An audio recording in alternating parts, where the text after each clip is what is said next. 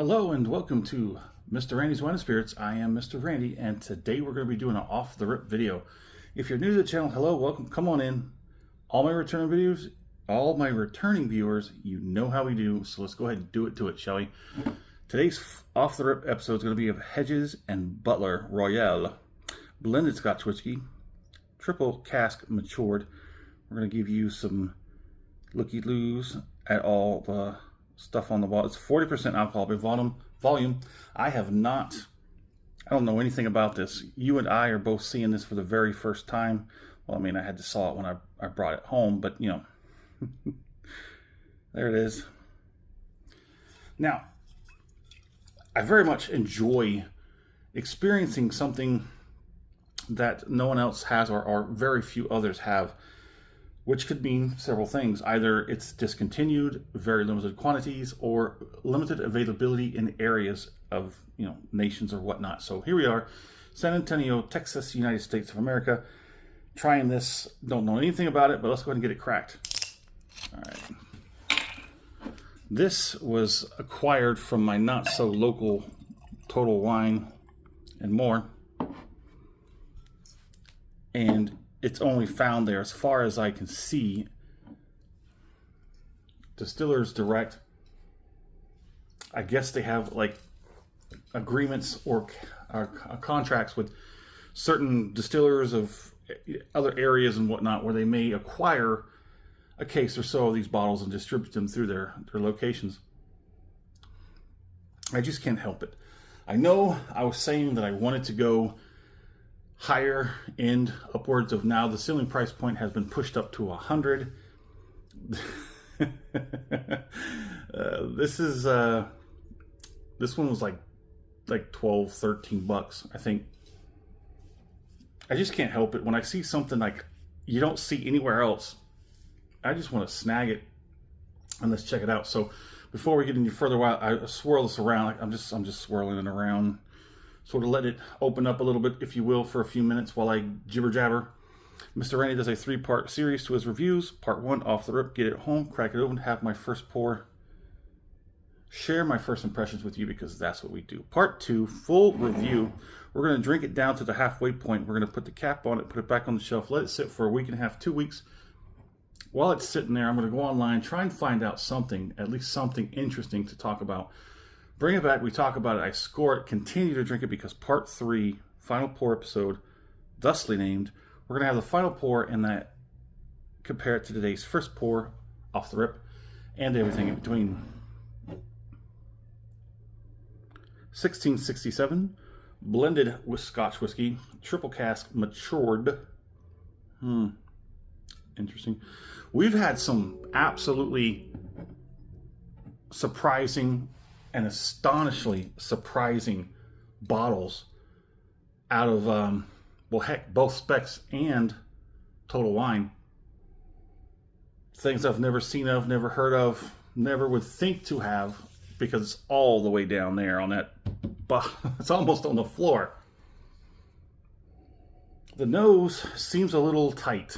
Okay, it seems like it's definitely going to need some time to open up. How much time? I don't think it's going to need a whole lot of time, because, like I said, this may be a bottom shelfer, but you never judge it by where it sits, just by how it's made, maybe where it's come from, and let's see how it tastes.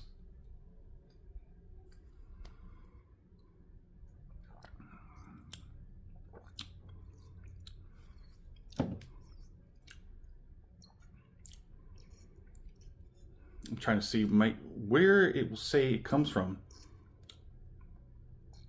Founded in 1667 during the reign of King Charles II. It's one of the oldest wine and spirits producers in the world. I've heard that claim quite a few times. Over subsequent decades, 11 different monarchs from the UK and around the world awarded our whiskey royal warrants. Join the company of King. Blah, blah, blah. So yeah, I don't know.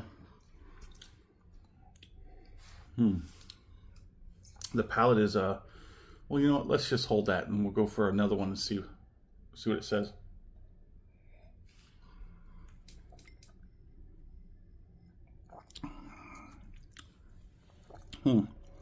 Okay.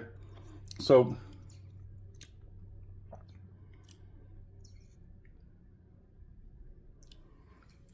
not too bad, I guess I could say. Not too bad on the viscosity. Transfer is okay onto the mouth. You are definitely getting that same old little nuances that will tell you you are definitely drinking inexpensive Scotch whiskey. Not bad, just not this distinguishment of the older aged spirits. Yeah, I'm not getting a $120 bottle of Lagavulin, but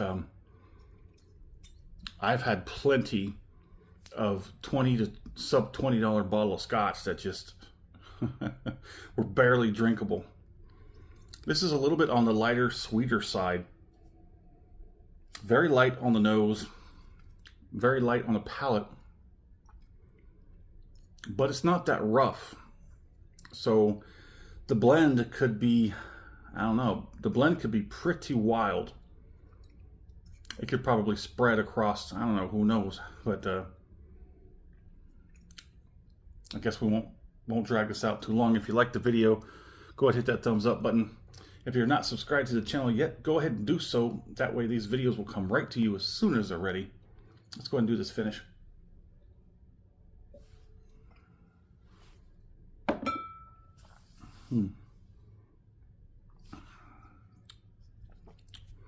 Very interesting. I don't think I would say it's a Space Side. I think it's probably a Highland. It's probably a blending of Highland. And I know I keep saying I need to try and find some very specific lowlands to showcase. It's just hard. There's so many out there. Scheduling is, limited, so. So on the palate, like I said, very light, relatively sweet, sweeter than most Scotch. It's not as harsh as other young Scotch, which makes me believe the blending is going to be very interesting. Probably not going to let us know a whole lot. It's probably going to be scripts and scraps of this and that they just happen to slam together and come together with something that's drinkable. Slap a decent label on it. I'm not sure. Don't want to badmouth it all over off the rip. So there it is. We'll go ahead and we'll cap it here. We'll move on. See you in the full review episode. In the comment section, please drop a line. Let me know where you're at, what you're drinking. Have you heard of Hedges and Butler Royale blended Scotch whiskey? If you have, let's talk about it. And as always, thanks for stopping by here at Mr. Randy's Wine and Spirits. It's really not that bad.